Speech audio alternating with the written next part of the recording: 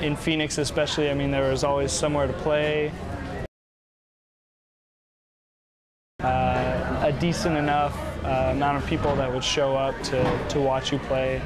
And it seemed like there was, enough people that wanted to promote some sort of, artistic expression. I love it here. I think it's awesome, and I mean, if enough people are into the music, and I could stay here and then tour, so. I personally have an attachment to Phoenix and the metro area, maybe even more so over my music. I don't know, because it's like, a lot of great art is really tied to the place where people are from. I've liked a ton of bands, and I'm just like, yeah, you guys are awesome. Like, and then they break up and they start new bands because some of them want to do this and some want to do that. And I don't know, but there's a lot of bands who have stuck together for this whole time that are really great. But yeah, the music scene here is awesome. I love it. I love it. It's kind of good and bad, I guess, right now, where it's like, I'd say there's a lot of talented people, committed people, probably more all the time, sprouting up and trying to, make their mark on the world of music.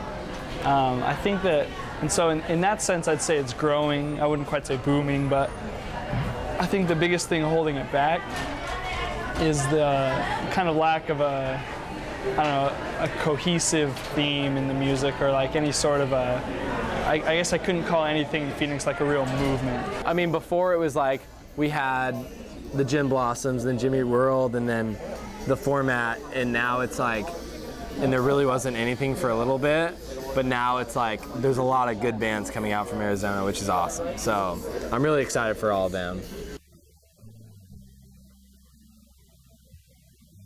I feel like if you're an emerging artist, you play at the Modified. It's just one of those places you have to play at. I feel like it's, as far as like small venues go, I feel like it's kind of the recognized place in Phoenix is maybe the best one or the most well known.